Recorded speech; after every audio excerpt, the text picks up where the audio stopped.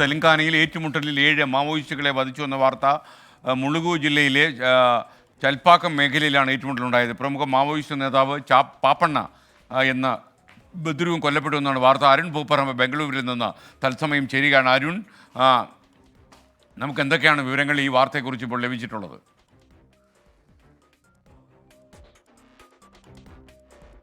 Good morning.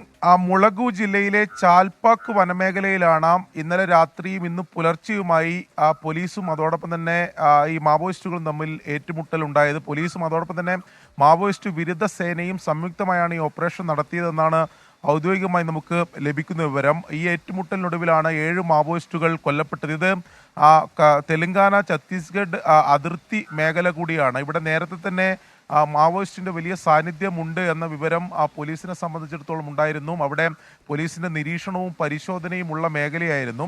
ഒരാഴ്ച മുമ്പാണ് അവിടെ 2 ഗ്രാമവാസികളെ മാവോയിസ്റ്റ് വധിച്ചത്. അത് ഈ പോലീസിന് രഹസ്യ വിവരം നൽകിയെന്ന് ആരോപിച്ചാണ് 2 ഗ്രാമവാസികളെ വധിച്ചത്. അതിനുശേഷം പോലീസ് നടപടി ശക്തമാക്കിയിരുന്നു. ഇതേ തുടർന്നാണ് ഈ എൻകൗണ്ടർ നടന്നത് എന്നതാണ് നമ്മൾ മനസ്സിലാക്കുന്നത്. അതിൽ ഈ പ്രമുഖ മാവോയിസ്റ്റായിട്ടുള്ള ബദ്രു എന്നറിയപ്പെടുന്ന പാപ്പണ്ണയും ഈ ഏറ്റുമുട്ടലിൽ കൊല്ലപ്പെട്ടിട്ടുണ്ട് എന്നതാണ് ലഭിക്കുന്ന വിവരം. ഇത് പോലീസ് ഔദ്യോഗികമായി തന്നെ സ്ഥിരീകരിച്ചിട്ടുണ്ട്.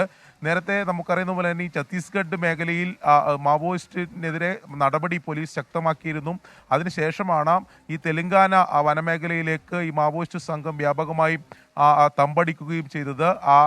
ഈ മേഖലയിലും ഇപ്പോൾ പോലീസ് മാവോയിസ്റ്റുകൾക്കെതിരെ നടപടി ശക്തിപ്പെടുത്തുന്നു എന്നതിൻ്റെ സൂചനയാണ് നിലവിൽ നടന്നിട്ടുള്ള ഈ ഏറ്റുമുട്ടൽ. ഓക്കെ, അരുൺ പൂപ്പറമ്പയാണ് നമുക്കൊപ്പം ചേർന്നത്.